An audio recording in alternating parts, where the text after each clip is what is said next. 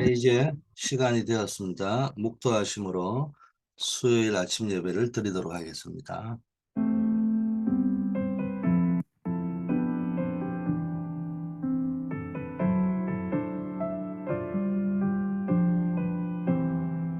아버지 하나님, 오늘도 하늘에서 주는 평안함을 누리게 하시고 세상이 줄 수 없는 평안을 누리는 하루가 되게 하옵소서. 예수 그리스도 이름으로 기도드립니다. 아멘.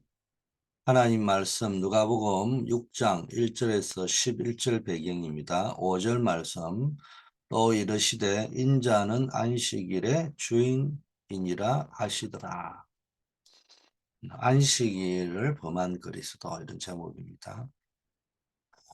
유대인, 바리새인, 서기관, 제사장, 유대인들이 복음 막아보려고 예수 믿는 자들을 엄청 핍박했습니다. 그런데도 초대교회는 완전히 승리했습니다.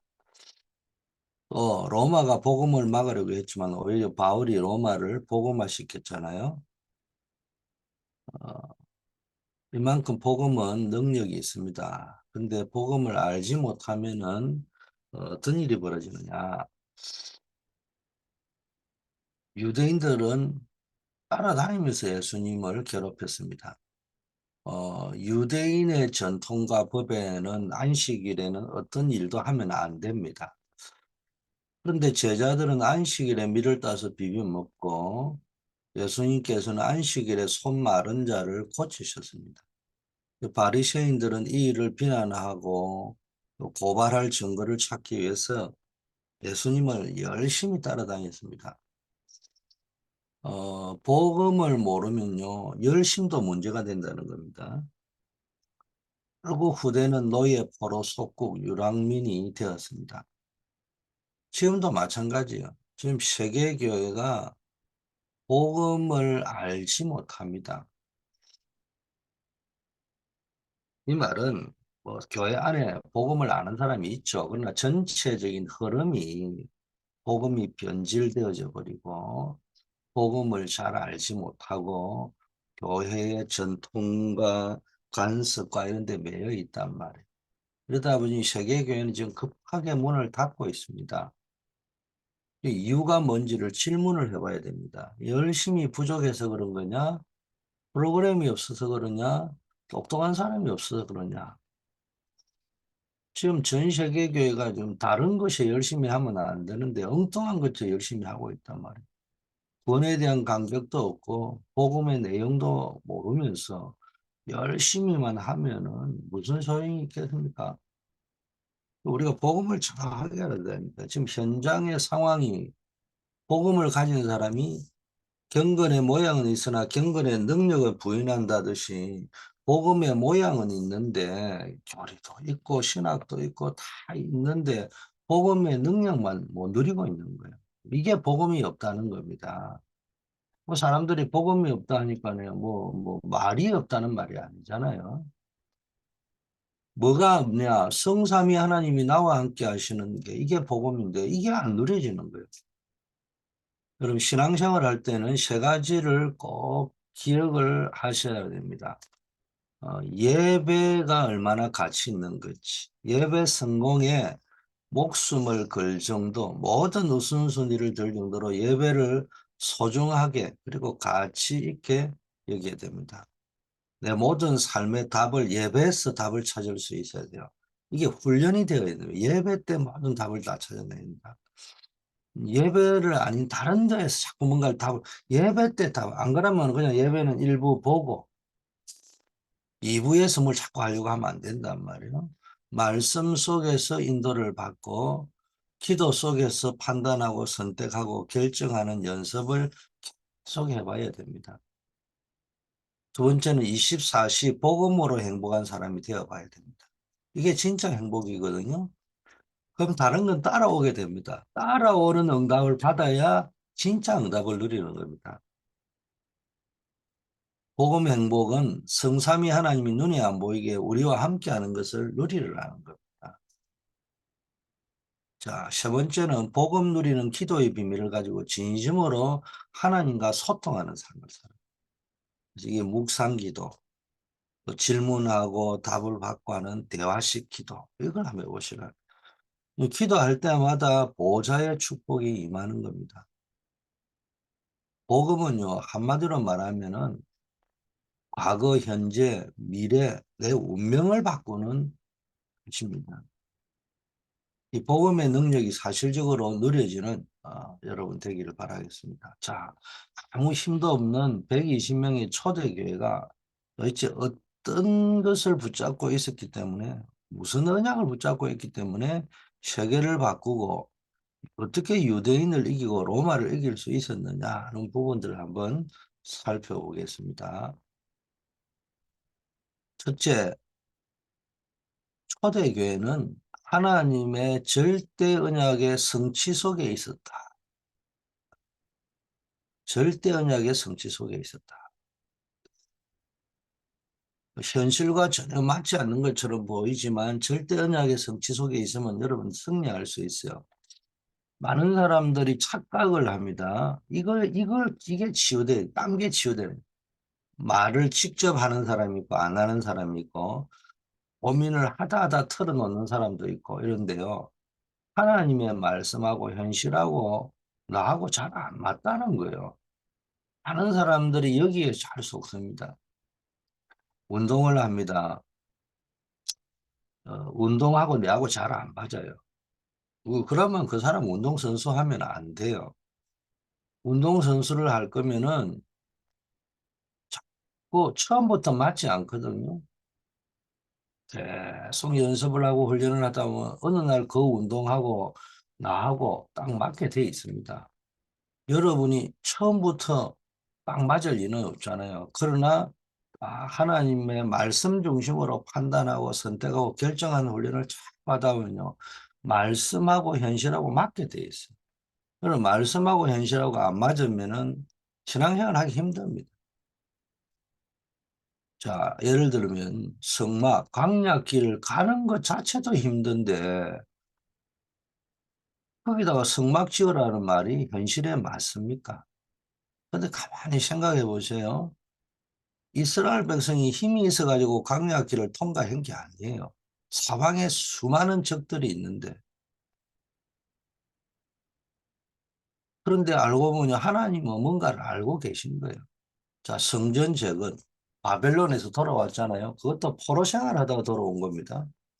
그래가 제대로 정신도 못 차렸는데 성전을 재건하라. 이게 뭐 현실에 맞는 소리 같습니까? 홍해 사건, 이스라엘 민족을 출애굽시켰으면은 많고 많은 길이 있는데 하필이면 홍해바다 앞으로 이끌고 오셨습니까?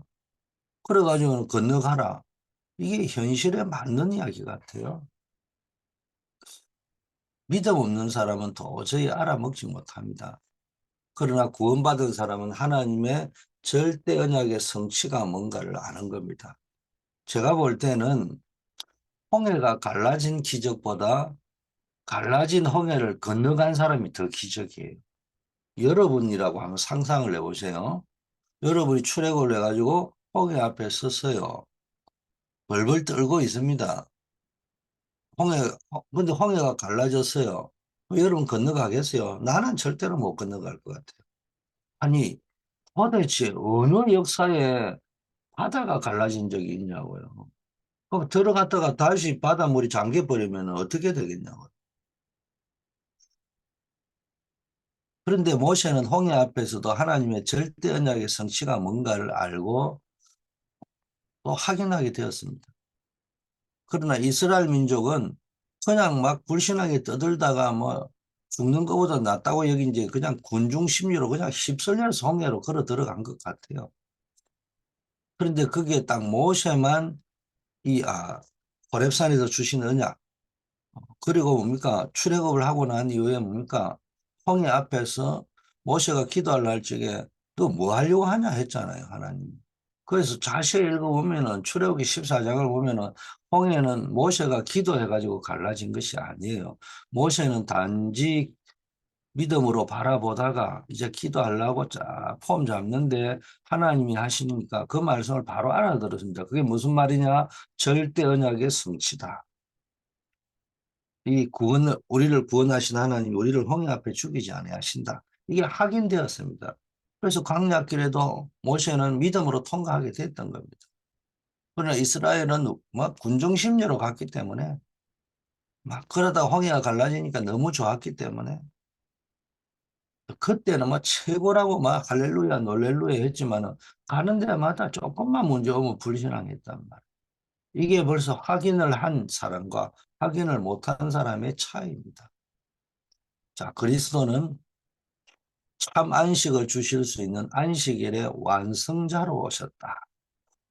예수님이 누군가를 잘 알았다는 거예요. 복음이 뭔가를 잘 알았다는 겁니다. 유대인들, 바리새인은 율법 가지고 시비 걸고 예수님 따라다니면서 괴롭혔지만 초대교회는 예수께서는 율법을 온전케 하러 오셨다는 사실을 믿었다는 거예요. 즉 예수님께서 절대 언약의 성취자로 오셨다는 사실을 알고 있었다는 겁니다. 그리스도는 안식일을 범한 것이 아니라 참 안식일을 주시는 안식일의 주인으로 완성자로 오셨다는 겁니다. 그러면서 성전의 주인 세 가지 뜰이 없는 성전을 헐고 3일 만에 지을 수 있다고.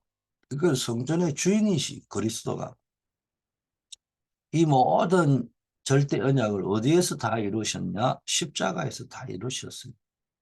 한마디로 하나님의 절대 언약의 성취자로 오셨어요.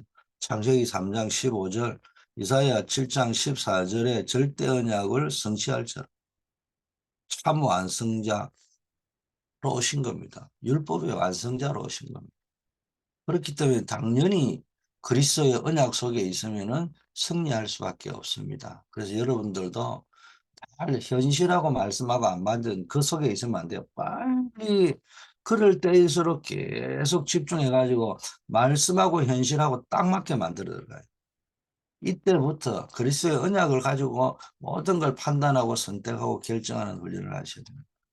두 번째, 초대교회는 하나님으로 그리스도로 내 인생의 주인이 바뀐 사람들이었어요. 예수님께서는 안식일의 주인이셔요. 나는 안식일의 주인이다 이런 말씀하셨잖아요. 내 인생의 주인, 여러분 인생의 주인이 바뀌어야 돼요. 내 산업의 주인도 바뀌어야 돼요. 사업, 직업의 주인도 바뀌고 교회의 주인도 바뀌고 우리 인생의 주인은 성삼위 하나님이십니다. 종교가 뭐예요? 내가 주인이 된 걸 보고 종교라고 하고요. 하나님이 주인 된 걸 보고 복음이라 합니다. 내가 주인 된 것을 보고 우상신전이라 하고 하나님이 주인 된 것을 성전이라고 합니다. 한마디로 주인을 바꾸는 순간 병도 낫지만 근본적인 운명이 뒤바뀌는 겁니다. 주인을 바꾸는 순간 아무도 그 주인이 내 인생을 붙잡고 있는 순간 그리스도 안에 있는 자를 이길 수가 없습니다.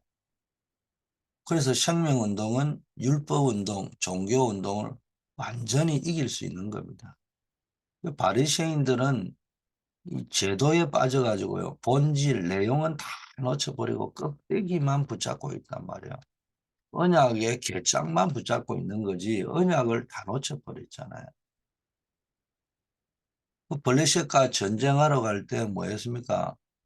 딱 한판부터가 졌으면은 빨리 돌아와서 주님 앞에 기도하고 뭐가 문제인지 내가 복음을 놓쳤구나, 언약을 놓쳤구나, 내 상태를 점검 안 하고요. 언약궤를 가져가면 된다고 했습니다. 그 언약궤는 함부로 옮기는 게 아니거든요. 근데 그 언약궤를 가지고 전쟁터에 가져갈 적에 막 군인들이 막 사기가 충천해가지고 이제는 이겼다고 막 할렐루야 부르고 있습니다. 블레셋은 그 소문을 듣고 스파이를 보내니까 야 언약궤가 이스라엘 하나님의 언약궤가 이스라엘 진에 들어왔다. 블레셋이요. 야 이제 우리 죽었구나. 그걸 군인들 모아놓고 이야기합니다. 죽을 거냐 살 거냐 생명 걸고 싸우자. 그래가지고요. 블레셋이 대패하잖아요. 언약궤를 빼앗겨 버렸잖아요. 홈리와 디미나사는 죽잖아요. 소문 듣고 엘리 제사장 목이 떨어져 죽잖아요. 이런 일이 벌어집니다. 제도에 빠져서 본질을 놓쳐버려요. 껍데기 붙잡고 있으면 되는 게 뭐 급하면은 그냥 모양만 가지고 가려고 하지 말고요. 정말로 깊은 묵상 속에서 복음의 본질을 붙잡고 주인을 바꿔야 된다. 세 번째, 초대교회는 안식일보다 더 중요한 참 안식을 주시는 분이 누구인지 알고 그리스도를 붙잡은 사람들이에요. 내가 너희에게 평안을 주노라. 내가 주는 평안은 세상이 주는 것과 같지 않아. 이 말이 멋있는 말이기도 하지만 이게 체험되어져야 돼요. 그리스도께서 주시는 평안은 세상이 주는 것과 다르구나. 그리스도 안에 있는 평안, 행복, 이걸 한번 누려보셔야 돼요. 수고하고 무거운 짐진 자들아 다 내게로 오라. 내가 너희를 쉬게 할 것이다. 그리스도 안에 참 쉼이 있어요. 예수님께서는 불치병자, 귀신 들린 자를 다 고쳤어요. 한마디로 운명을 바꿔주셨어요. 이게 참 안식입니다. 그 어떤 것도 그리스도 안에 있는 자를 빼앗아갈 수 없어요. 로마서 8장 31절 39절 내가 아노니 내가 확신하노니 그리스도가 여러분을 붙잡고 있으면 누가 빼앗아가고 누가 이길 수 있겠습니까? 여기에 대한 확신을 가지셔야 돼요.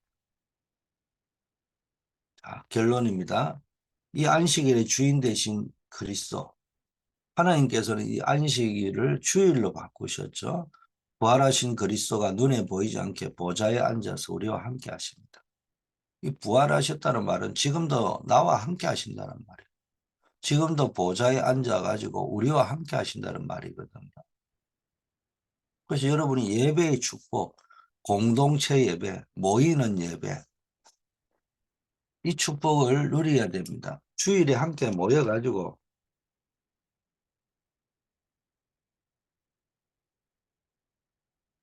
그리스도, 여러분이 모여서 함께 예배드릴 때 그리스도께서 함께 하시는 놀라운 역사가 일어나는 겁니다. 또 흩어져서 개인이 드리는 예배, 개인 예배, 이걸 매일 기도라고도 하죠. 다른 말로. 우리는 함께 모여서 예배드리는 날만 주일이 아니고 매일이 주일이잖아요. 그래 아무 걱정하지 말고 아무 사람 말에 듣고 흔들리지 말고 주인을 바꾸는 시간을 가지고 이 기도 시간이 주인을 바꾸는 시간이다. 정말 조용하고 깊은 시간으로 들어가 주인에게 모든 것을 한번 맡겨보시라. 완벽하게 주님께서 책임지실 것이다. 여러분을 통해 세계 살리는 언약 성취의 역사가 일어나기를 기도입니다. 이런 속에서 우리가 강단 메시지를 묵상하면은 하나님께 속한 자다. 그리스도인이 확신을 가지셔야 됩니다. 하나님은 그리스도는 절대 언약의 성취자다. 그리스도의 언약을 딱 붙잡고요. 여러분이 안식일을 누리셔야, 안식을 누리셔야 됩니다.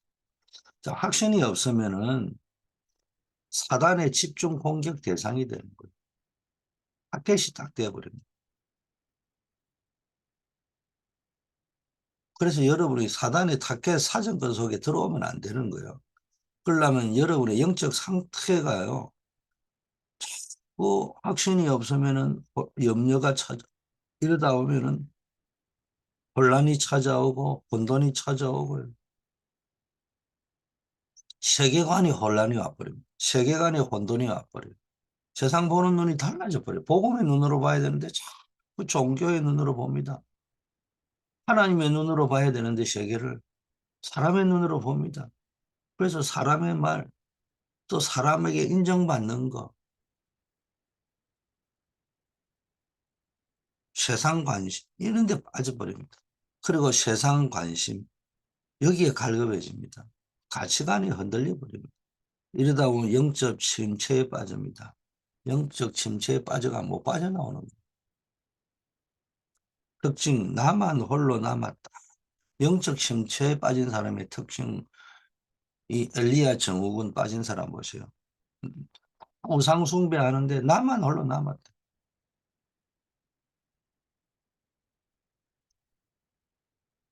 아무도 안 도와준다는 도와주지 않는다. 뭐 말은 안 하지만요. 원망, 미움 이런 데 빠져 있는 거예요. 그러면은 안 보여요. 오바다가 100명의 선지자를 키우고 있다는 거 이런 거 모르는 거예요. 7천 제자가 하나님을 예비하는데 이거 안 보이는 거예요. 전부 내만 홀로 남았다. 지 잘난 맛으로 살다가 지가 그냥 또 푹 부리주고 아무도 인정 안 해줍니다. 이런 상황에 빠져버린 거예요. 내 기준으로 본다. 자, 모든 것을 믿음으로 볼 수 있을 만큼 확신을 가져야 돼. 믿음의 눈으로 볼 수 있을 만큼 확신을 가져야 돼. 믿음의 눈으로 모든 사건, 상황을 재해석하는 연습을 하셔야 돼요. 그리고 그걸 재적용하는 훈련을 하면은 그게 스토리가 재창조됩니다. 그래서 상담학에서는 창세기 39장부터 요셉의 이야기가 굉장히 중요합니다. 그래서 그 리스트럭처라고 하죠. 가장 중요한 포인트를 찾으셔야 됩니다. 말씀에 대한 확신이 있어요. 여기에 가장 믿음의 눈으로 볼 적에 가장 중요한 건 말씀에 대한 확신을 가지고 언약에 대한 신뢰와 확신의 눈을 가지고 살아야 됩니다. 그래서 말씀이 기준이 되어야 됩니다. 내 생각이 아닌 말씀이 수준이 돼야 됩니다. 말씀이 수준이 된다면 하나님의 수준이 돼야 됩니다. 그리고 그게 표준이 돼야 됩니다. 그게 내 목표가 돼야 돼요.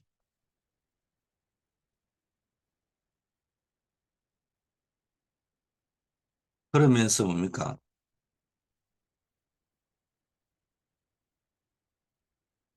세 번째는 뭡니까?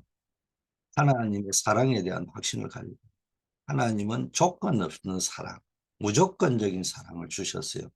그게 하나님이 은혜로 긍휼하심으로 영세전에 우리를 예정해가 구원하신 겁니다. 그리고 그 사랑은 변함이 없어요. 영원 불변하십니다. 끝까지 책임지시는 사랑이다.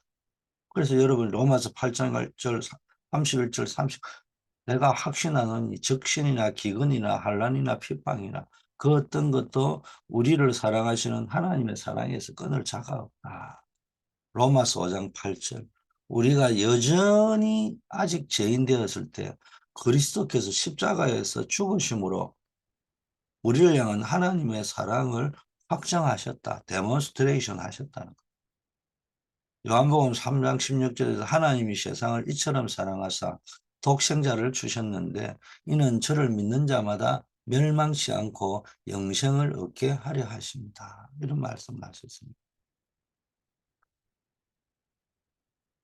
여러분에게 이 분명한 확신을 가지고 하나님의 절대 언약의 성취를 날마다 체험하시기를 바랍니다. 아버지 하나님 감사합니다. 우리에게 복음 주심을 감사합니다. 또 이 복음 전하는 전도자의 삶을 살아가게 하심을 감사합니다. 이제 우리가 때가 되어서 정말로 세계복음화해야 되겠습니다. 늘 전도 캠프를 우리가 또 정했습니다.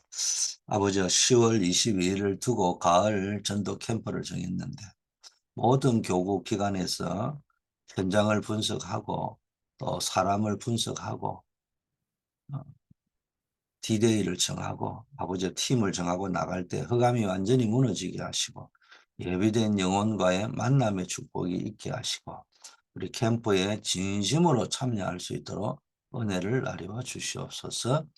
우리 교회 성전의 아버지 하나님의 건축이 필요한 시간표입니다. 이걸 마음에 두고 기도할 때 우리 모든 성도님들에게 언약의 성전에 대한 감동이 있게 하옵소서. 또 하나님이 예비한 아버지와 성전에 인도받을 수 있도록 축복하옵소서. 우리 성도님들에게 사명 주시고 또 그 사명 감당할 수 있는 은혜를 부어 주시옵소서.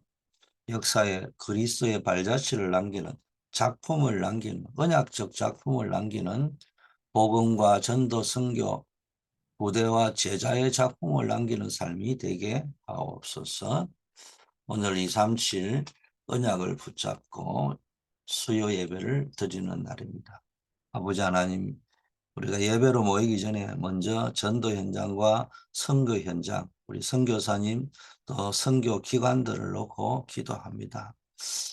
우리 선교사님들 안류 또 미주 청년 선교국 동문전도학교를 비롯해서 국내외 캠프의 현장, 캠프팀들 또 개인적으로 캠프하는 분들 다 기억하시고 이들을 통해 70 제자들이 찾아지게 하시고 그 70 제자들을 통하여 70 지역, 70 종족, 70 나라 살리는 역사 있게 하옵소서. 오늘도 우리 한우들을 기억하여 주시옵소서. 기도 속에서 치유의 능력을 체험케 하옵시고 앞으로 다음 달에 있을 우리 중남미 림몬 코스타리카의 림몬 우팔라 사노세 지역과 온두라스를 하나님이 축복하시고 예비된 제자들이 일어나는 역사 있게 하옵소서. 특별히 우리 성도님들 가운데 집중적으로 기도해서 응답받아야 될 일들 있는 분들 정말로 주님 앞에 간절히 기도하다가 전무후무한 하나님의 응답을 누리게 하옵소서. 오늘도 현장으로 나아갑니다. 군 현장, 학교 현장, 직장 산업 현장에서 그리스도의 증인으로 서게 하옵시고 그리스도가 주인된 인생 살게 하옵소서. 예수 그리스도 이름으로 기도드립니다. 아멘.